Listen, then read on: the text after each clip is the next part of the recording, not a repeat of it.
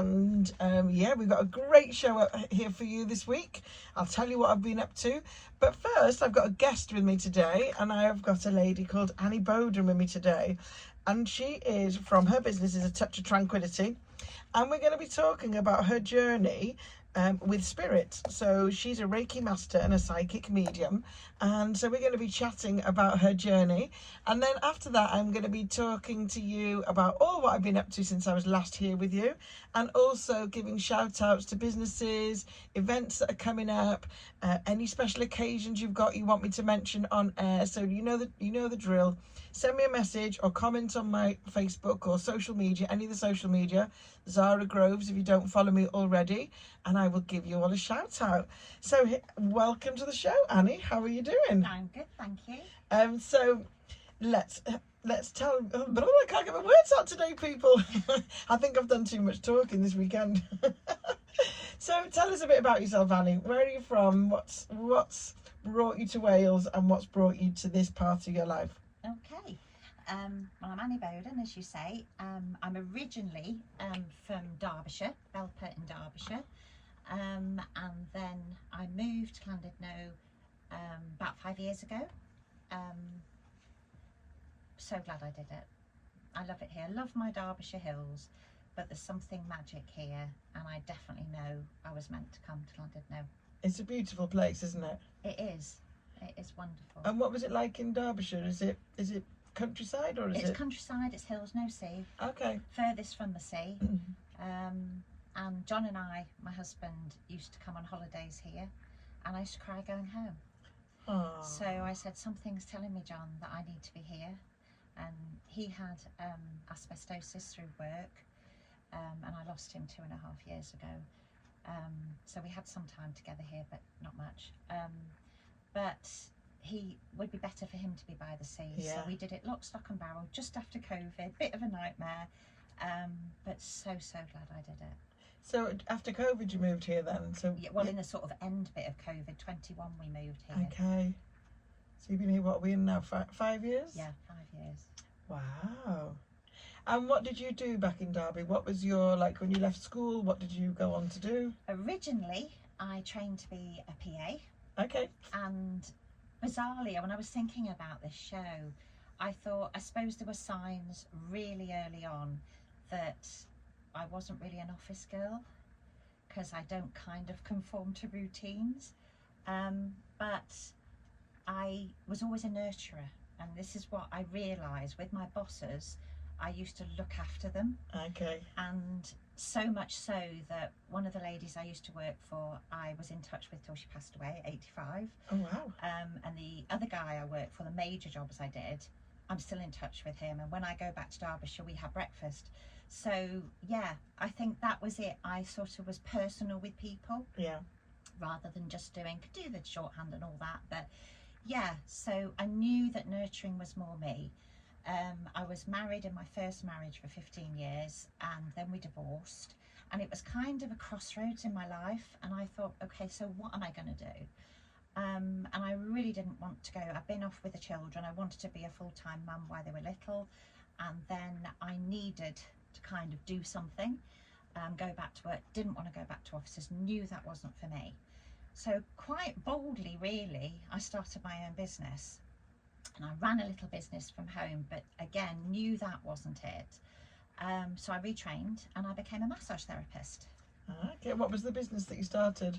Initially, you're not going to believe me saying this, I did ironing. Ironing? Because after years of being at home with the kids, I thought I'm totally out of touch with all the computers and everything. So I did ironing, but it was okay, because the most important thing for me was that I was there for my kids. Yeah. And offer them some stability. So I did that. That didn't do it for long, and then I retrained, became a massage therapist, absolutely loved it. Soon built up a client base, really happy with that. Then I went to see a medium. Okay. And what prompted you to go and see the medium? Did you believe in all of that before? I did. Okay. And what prompted you to go and see the medium this time? I think because I was at a crossroads. Okay. Probably personally and everything. So I thought, I'll go and see this lady. So a friend recommended me, and I met this beautiful lady who is mega in my life, Diane Gent. I'm going to give her a shout out. She's in Derbyshire, she's a medium, she's now in her 80s, she's fabulous and such a massive influence on my life. So from the first reading, we knew we got a connection, and we became friends. Quite soon afterwards, we started to know each other more. And I went for another reading sometime later, you know, probably a couple of years or something. And she said, you do this, you do Reiki, don't you? And I was like, no, I do massage therapy, Diane. You're getting it wrong. It's this I do, it's massage. And she said, oh no, you're going to do Reiki healing. And I said, oh Diane, I'm not. I don't want to do that. I'm quite happy doing my massage, thanks. And she said, no, you're going to do Reiki. And I said, she had spirit of getting quite cross now because she won't take it. So I said, okay, I'll take it. I don't want to do it. I don't want to do it. 2 years. This is the thing when we get messages, sometimes it's not immediately. Yeah. 2 years later, I woke up with a burning need to do it. So Had you done any research into it after when she said it? I knew all about it. I had friends who did it. Okay. And I was just adamant I wasn't doing it. And then I messaged Diane. I said, Diane, I said, you know, you said about the Reiki, I think I do want to do it after all. Where do I go? Who do I see? What do I do? And she said, be patient. And I was like, hang on, you told me 2 years ago that I was going to do this. And she said, no, what I mean is your Reiki master will come to you. Don't go looking. But Annie being Annie, she has to go poking about. And nothing worked.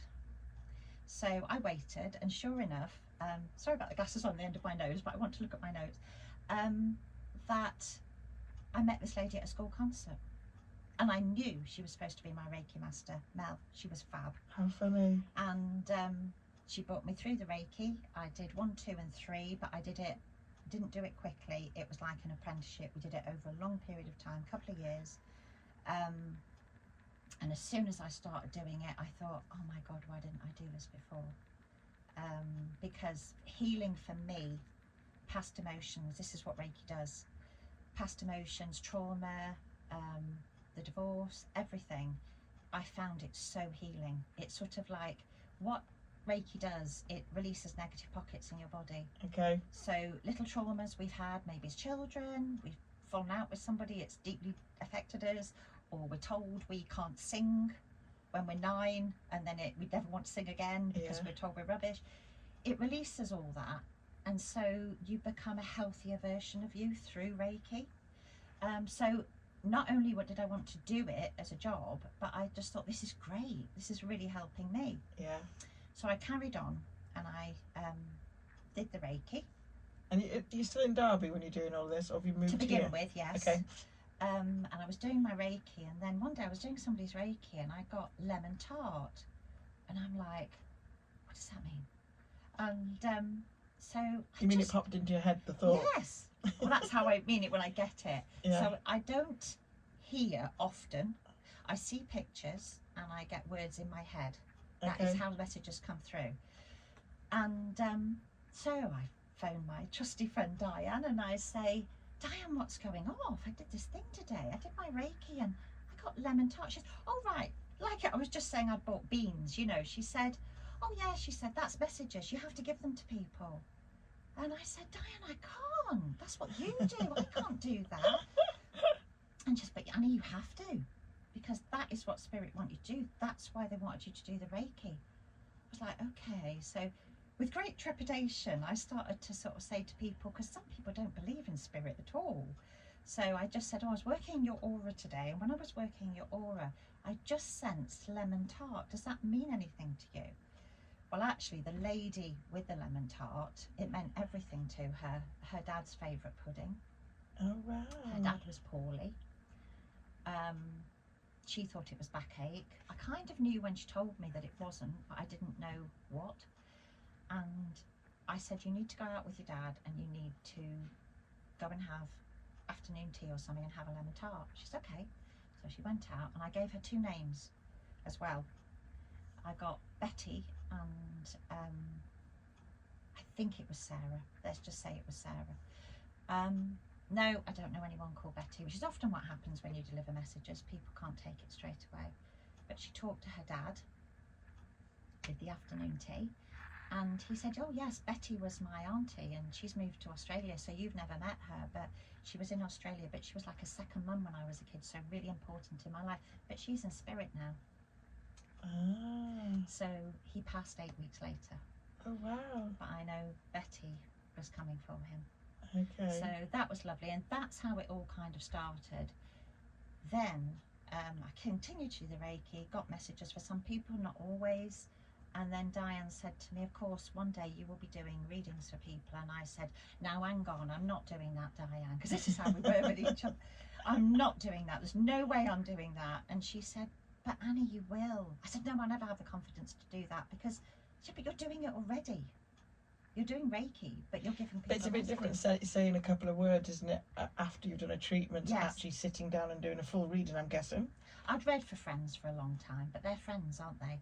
And it was a friend who came to me and said, Annie, why don't you do this for other people?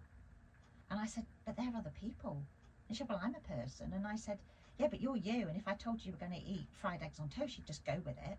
I said, so that's quite hard. And she said, Annie, you really ought to do it. So thank you, Karen, for that.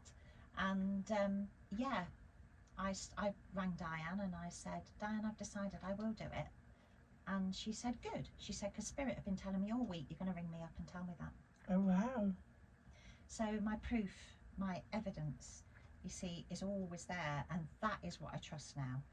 I don't doubt. And sometimes that's hard, you know, like when John was really poorly and then he passed away. You're given challenges, but I trust now that actually they have got my back, and that's totally what I believe. Yeah. They've got my back, so I just learnt to trust and go with what is supposed to happen. But I mean, I've had, over the years, and it's been nearly 18 years, awful long time, and loads of different clients, people's completely different situations. Some people who got divorced are traumatised, people who've been through a childhood trauma, people who are had a physical thing. I had a lady who had migraines. She was so bad with the migraines that she was on strong tablets that she couldn't have a family with or anything. And she came to me for a massage initially because I was still doing both. And she said, what was that thing you did at the end? Because I couldn't feel my head. And I said, oh, that was a bit of Reiki. Hope that was okay. I just popped it in because I sensed you needed it. And she said, it was lovely. I couldn't feel my head at all. And normally it feels like I've got this horrible tight hat on because I'm almost tipping into migraine. Not all the time, but a lot. I said, okay. And she said, can I come back? I said, of course. And she came back, and so we split her treatment. So she had half and half. Okay. And after a while, she went back to the consultant, and the consultant said, I'll change her name. So she's Leanne.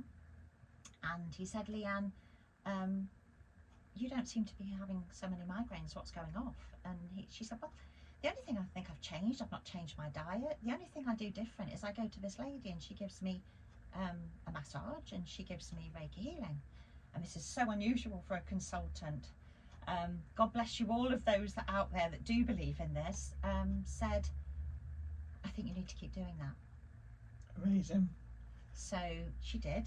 She went a while later. He said, do you know, I think we can possibly start reducing your meds slowly, steady, over a year perhaps. And that's what she did. And she came to me and she said, oh, Annie, I feel a bit wobbly because I'm so used to taking these. I said, look, just give yourself a break.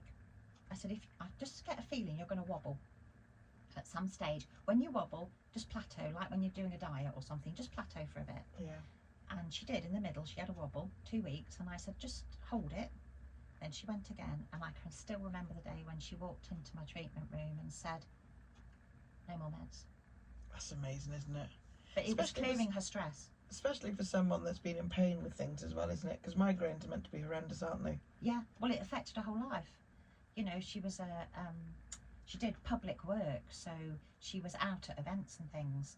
So she said, I can't do anything. I have to go to bed early because I can't be at these events. Some of them at the end because there's music and all that. And it's just overwhelming. I can't do it. Yeah.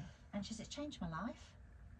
And when you get that from somebody, I know I'm on the right track. I know it's not from me, it's through me. Yeah. I don't profess it's from me because it isn't. But the messages, the healing is through me. I'm just a tool. Yeah. But I'm so delighted when that happens, you know, when you get somebody that tells you they feel better. I worked with one lady, she was at end of life. She rang me, hard phone call. She rang me and she said, "Hi Annie, I've been recommended you." I said, I always ask every client, what experience have you of Reiki? You know, where have you had it before? How did you find it? And she said, well, my experience of Reiki is the Macmillan unit. Oh gosh. So gulp. I immediately thought, gosh, because I'd lost my mum the year before. And she said, yeah, that's right, Annie. She was so upfront. I'm terminally ill, but I would like your help. And I said, well, I'll be privileged to help you. So we had 9 months together. And during that time, I'm going to call her Karen, it's not her name. But, you know, we did that journey together and with a husband. And he sat in on some of the treatments. She came to me regularly. And then when she was getting to end of life, her biggest concern, which was amazing actually, that she got to that place that she said, Annie, I'm kind of okay with this now. Okay. But what I'm not okay with is leaving him, because I'm not sure how he'll cope. And I said, well, I never really say this, but as I've got to know him, if you will allow me to, I will keep an eye on him. So that's what we agreed. So she let it go. And then after she passed away, I remember going on the day, I just said, I'm going to pop up. I don't want to give you a full Reiki treatment. I'm just going to hold her hand and talk to her a little bit. I will give her Reiki, but she won't be mindful that I'm doing a treatment on her. And I went in and her husband said, she's not opening her eyes anymore. I said, okay, that's fine. And I sat alongside her, and as I sat down and touched her hand, her eyes opened. And she beamed at me. And I said, hello, love. And I said, just come to see you. I'm just going to hold your hand.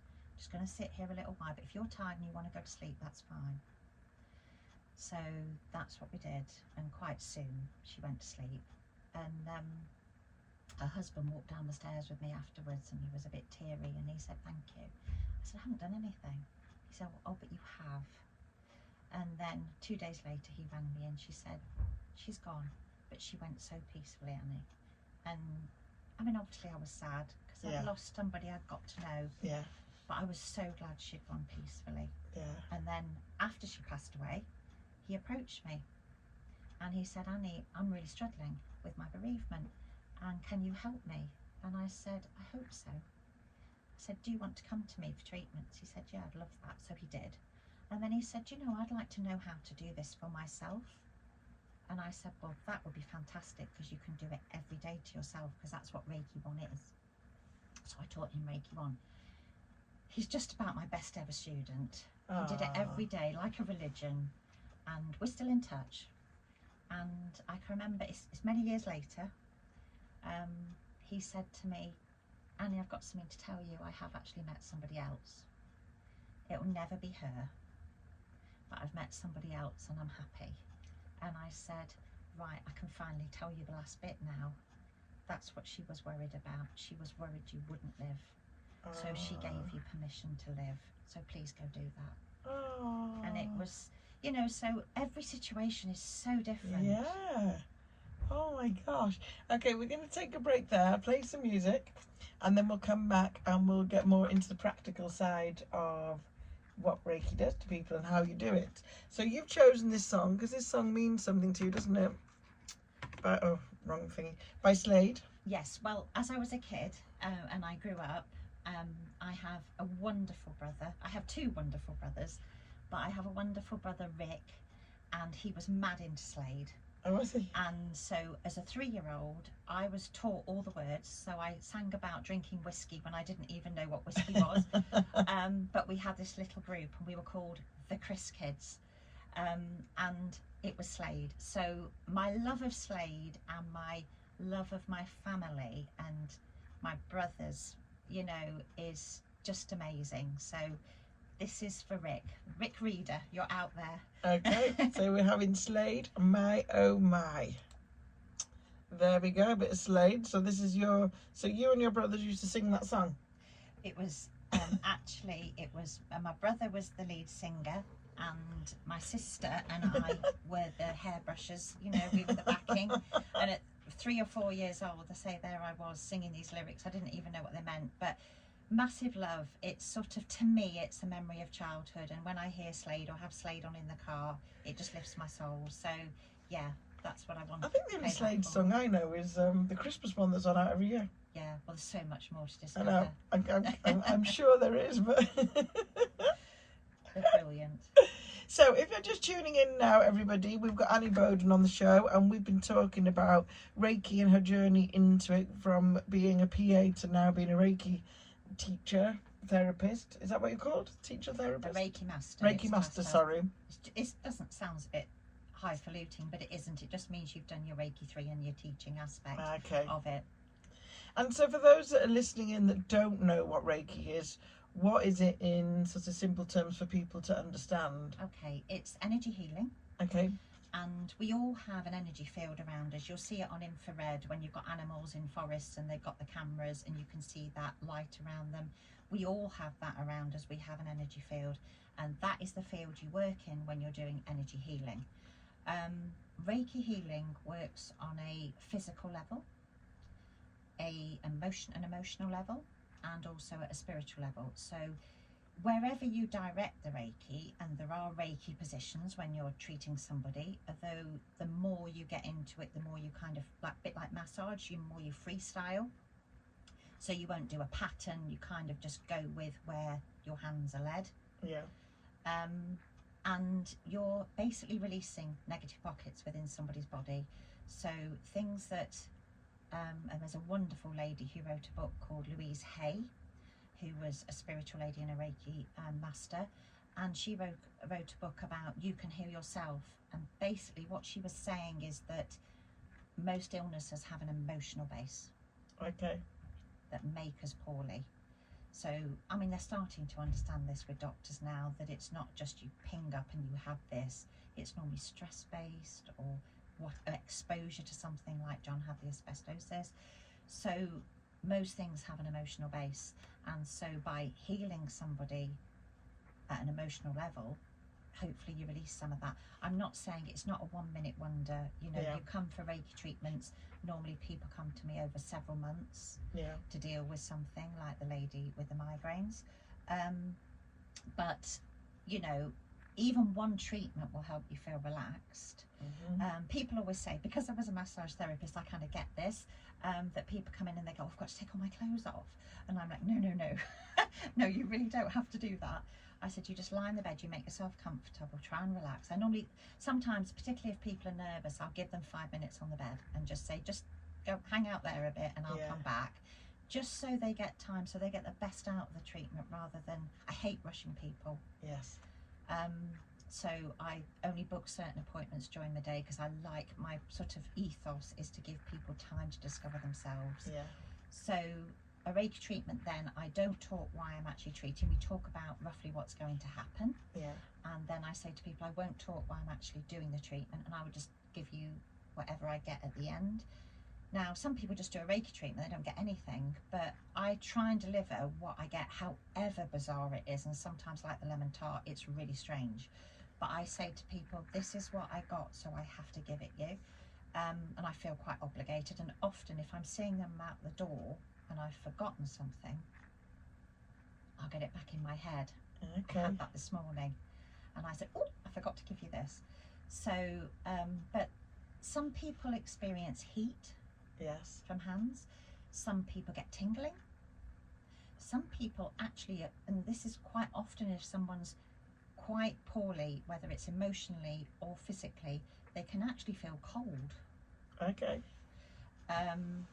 But some people feel nothing, and they go, I didn't feel anything. And I said, well, don't worry. One, you're probably not very relaxed because it's the first time.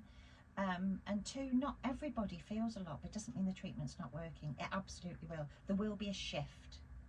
I said it might be later on when you go home, you might feel a bit emotional. You might almost want to cry, but it's not a negative cry, it's a releasing cry. Yeah. Or you might be really sleepy. I've got one lady who comes to me and she says, oh God, when I go home, I've just got to go to sleep. I've got to have half an hour, you know, because I just feel like, oh. And I said, well, that's your body saying, shut down, heal. because that's really, a lot of people go to sleep during a treatment, particularly the ones that have come to me regularly and feel comfortable. Yeah. And they sleep away. And one lady said to me once, "Oh, I wish I could stay awake for the whole treatment." I said, "Oh no, because it's strange saying that, but actually that's beneficial because your body's shutting down and healing, which is exactly what it's supposed to do." And is there different types? Because I've been to you for a treatment, haven't I? And I've had Reiki in the past, and ones I've had in the past, they don't touch you, whereas you do, don't you? I You put always hands ask on. permission. But you see, for me, because I was a massage therapist, that feels so natural Yes. to touch somebody. And actually, when I hover, because of balance, actually, when you hover above someone, if you stood up, you can be inclined to lean forward. So I find then I can't keep my eyes shut, which is like what I want to do because I want to tune in. Okay. So I shut my eyes. So I say to people, tell me if you're not comfortable. Yeah. One lady, when she came for her first treatment, said, "Please don't touch my feet." I said, "That's fine, I'll just remember that." So I did. And the second time I did the Reiki treatment, she was fine. Didn't bother her about her feet. So it was bizarre. Yeah. But yeah, so that's how a treatment is. I say you can sometimes feel a bit tired afterwards. And is it energy coming through you into Through people's me. bodies? Yeah, through me. Not from me, through me. Okay. And I think actually as a younger person, I was told by my Reiki master, you've always had healing. Okay. Natural healing. But she said by doing it through Reiki, you're using a system that doesn't drain you. Okay. So it's coming through you rather than you energizing that healing and it draining you. Yeah. But I used to do it bizarrely when my children were little and they'd fallen over. I'd instinctively put my hands either side like I was doing Reiki, and I didn't know why I was doing it. Okay. But they'd say, "Oh, that feels better now, Mummy." Because you've stopped all the massage now, haven't you? Just I Reiki. have. When we moved to Derbyshire and then John started to get really poorly, I just found it was better just to stick with my Reiki because I was doing quite a big element of caring at that time as well. So it was more difficult to do the massaging and everything else and washing towels and doing all that. So I just went on to do, and of course the messages bit was coming through more. So at that point I just thought, no, I'll try and split between the caring and doing my Reiki. Yeah. And then of course the readings came in. So And the readings, do you do those with tarot cards, do you? I don't use tarot cards generally. I use oracles and my angel cards, but I think that's because I do light work. Okay. And that feels more comfortable to me. But I've got various packs and we have great fun when people come because I said we kind of mix it up a bit. We might have the angels, I call my old friends because I've had those donkey's years before I did professional reading. Okay. And they're quite weathered. But Okay. I call the oracles that I use my headlines. Yes. Because that's your bare bones of your reading. And then I bring in the angels, my angel cards. I say they're the small print. So where I've got a sort of headline thing, I go, that makes sense now. Because I've got the information to go with it. So it's kind of piecing it together. I have been told, and I must trust you, Diane, because you've never been wrong, that one day I'll go and look at my cards and they won't be there. And I will read without cards. Oh, wow. Which feels really alien to me at the moment because very much I like to have my cards. Yeah. But the same experience happened to her at a stage and she said I couldn't find my cards for a reading, so I just had to read. And I thought, I can't imagine that, but I'm trusting you, Diane. Yeah. I'm hoping it won't be yet. Well, I met her a couple of years ago at Womani Fest. I met her again this year. A lady called Claire Stone. She calls herself the White Witch of Chester, and she's into everything woo-woo. And I did a session with her on this one, and it was about cards and Reiki cards, not Reiki cards, tarot cards. And she was sort of saying that what we should do more is actually just talk to the spirits more and ask. So down to where are my car keys? What have I done do with that them? all the time. That's So a she was very standard thing for me. And she was making me laugh because she was going, well, they're sitting there doing nothing. You might as well ask them. I think I freaked a friend out slightly because they couldn't find their glasses. And I said, have you got a jacket that you don't wear very often? I think they might be in that jacket. And they were. And then they were like, oh, wow, I don't know if I like this. But, you know, I definitely had that. I could physically see, I lost my keys once and I could see a skirting board and a box. Okay. and they were in the middle, and I chucked them on this box. It was when I did massage, and it got massage towels in it, and I chucked it down when I came in, in a hurry, Yeah. and they'd fallen down the back, but I could physically see them. I don't always get that, but Yeah, I could yeah, see them between.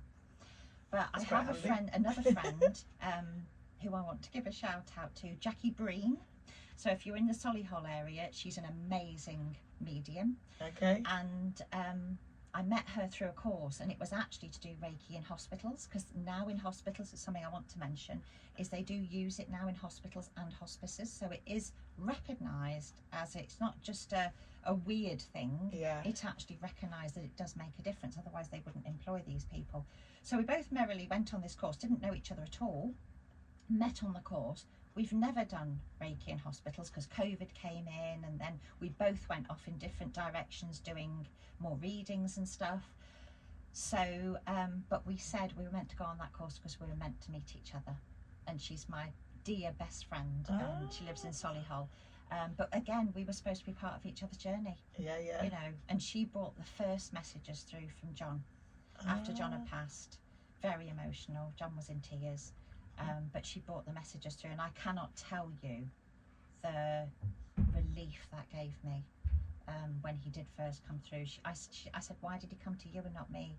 And she said, because Annie, he wouldn't leave you alone. Okay. He's so sorry.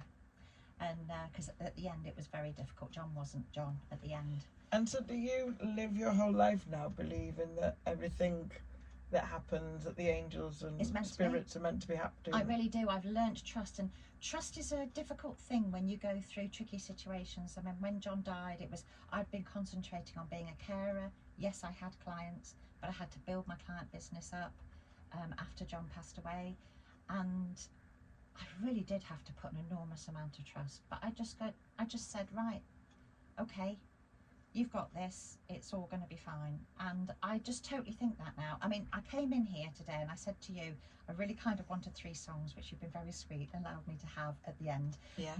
But I thought, I've got to put the Slade in. And then I walked in and Slade My Oh My is on the wall, the I know. picture cover. And for those that are listening to here, there's basically on the wall, there's 1, 2, 3, 4, 5, 6, 7 7-inch single covers on the wall, and this Slade My Oh My is on the wall. So of all the songs, it's not like there's hundreds on there. There's like 7 on there. So of all the songs, so I thought, okay, you want me to play Slade. And when I came over here, I wanted to play another song, which you've agreed to play at the end very kindly, but they said you've got to play this one. And the reason for the song that you're going to play at the end, the first one, is because it's I'm Your Angel by Celine Dion, and I do believe, I see that as how spirit work, and it says when you think it's your darkest moment sort of thing and everything is ending, we're here. Yeah. And that is totally how I feel now. I go, okay, there's a reason. And when I was young, I used to think, and like most of us when we're young people, I thought, why is this happening to me? This isn't fair. Why is this happening to me? Why am I having a difficult situation? I still say the same words, but I say them differently. I say not, why is this happening to me? I say, why is this happening to me? Why is it happening? And I now know we have lessons in life, and some of them, believe me, are jolly hard. Mm-hmm. Losing John was jolly hard.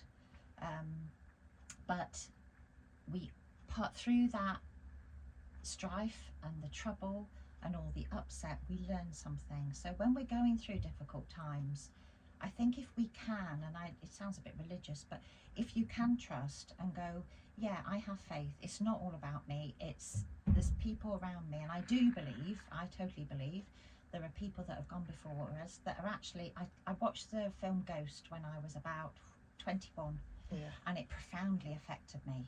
And I do believe that's how it is. I believe, like the lovely Patrick Swayze, Yeah. I do believe they're there going, oh, for goodness sake, don't do that. Why are you doing that? And actually do this instead. And ping into my head comes, right, that's the answer. And I'll tell you one little tale that this was definitely John. My daughter was coming up to stay at Christmas. She rang me in tears, all upset. Oh gosh, Mum, we've had the winds like you, and it's blown my fence down that's gates, and it's halfway down. And I said, oh, lovely. I said, but you're coming. You've got to come. And she said, I know, but what am I going to do? And I said, okay, don't panic. I said, don't panic.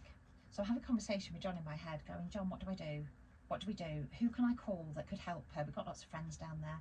So who can I call to come and help her today, just before Christmas? And I said, look, love, don't worry. Go and load your car up. You are coming. Go and load your car up with the presents and everything else, and then come back. I'm going to have a little think what we do, and then you ring me back. And then ever so quick, she'd loaded the car, she'd come back, she rang me and she said, Mum, and I said, oh my God, what's happened now? And she said, Mum, you know, we pushed the pot up, so I told her to push a pot up to kind of support the bottom. She said, but I couldn't get the bolt across. The bolt was the problem. It was a bolt that locked it and made it safe. And she said, I came back from loading the car, Mum, and the bolt's across and the lock's down. What, it just done it by itself? She was the only one in the house. Okay. So how did that happen? So this is my point at which, I mean, she was sat at the table shaking. She couldn't quite believe this had happened. She said, anyone else think I was making it up? And I said, I know you're not. And I said, he didn't wait for someone else to come, he did it himself. Ah. And Okay, who's out there? Because I need in my house. I'm going to start writing a list. I'm going to start doing all like Claire Stone says and start asking for things to happen. Well, I was going to say, we ask your angels, ask the people that have gone before you. You know, it could be for other people, it could be your mum, your dad, a dear friend, and say, okay, so what do I do now? I'm trying to think of the people that have passed away that are any good at DIY, and they're not. They don't have to be, but they might direct you. They might ping into your head, hey, ring so-and-so, because I've had that. Okay. Ring so-and-so, they'll come help, and there's been a solution. So now it sounds really airy-fairy, but I just trust. Yes. And the other thing, I know we've discussed this, the other thing I do in my life is do gratitudes. Yes. And instead of looking at all the negative things that were happening in your life, because when John died, it was all a bit dire and awful and, you know, so sad. I was so sad. That instead of going, oh God, this has happened to me and this is really awful, and yes, it was awful, but I count my blessings. So I go, I'm so lucky to live where I do. John brought me to the seaside. I was meant to be here. I'm so grateful for the wonderful friends I've mentioned today that are in my life, and other friends I've made here. And I just, for the simplest things, it could be a yellow label at Marks and Spencer's, but thank you for that today. Yeah. And the more I've said my thank yous, it's almost like spirits say, great, she's grateful, give her a whole load more. And that's how it's been for me. I'm not saying, you know, I trip through daisies every day, but yeah.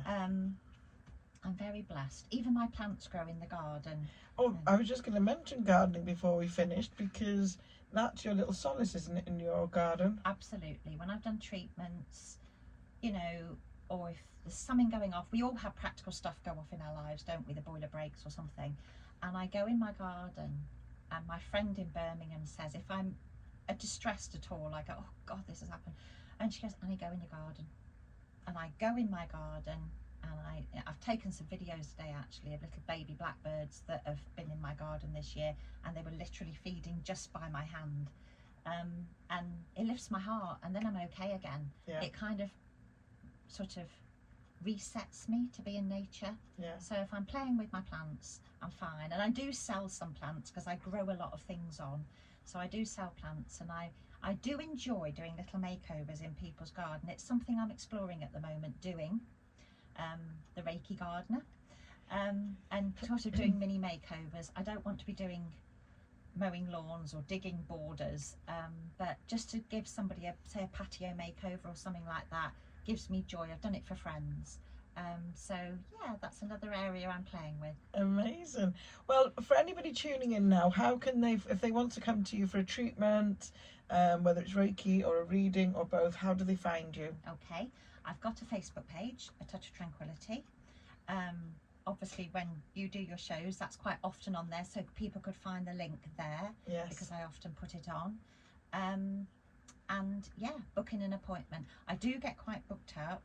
I've got some spaces left in August, so I do get quite booked up. So if you are interested in coming, please book in. Yeah. You know, I very rarely am able to do it at short notice.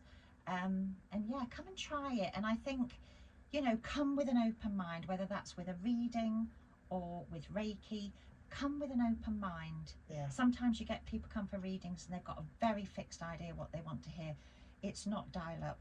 That's not how spirit works. So they won't give you what you're not supposed to know. So they'll give you who and what you are supposed to know. So it might not be the person you wish to come through. It might be somebody else completely. But yeah. So yeah, come and give it a go. But I would never regret doing what I do now. I'm so proud to work with spirit. I love my life. I love what I do, because you just see people go away lifted, feeling better. Yeah. You know, and I'll never be a millionaire being a Reiki healer or a medium, but that's not what it's about. No. It's about the joy that you get out of life. Well, if you love what you do, you'll never work a day in your life, will you? No. It's been really lovely having you on the show. Oh, it's been I hope lovely it's to come helped on some listeners out there. And I'm going to play out your 2 songs that you've chosen. So the first one's I'm Your Angel by Celine Dion. I hope you all enjoy this, everybody. Listen to the words.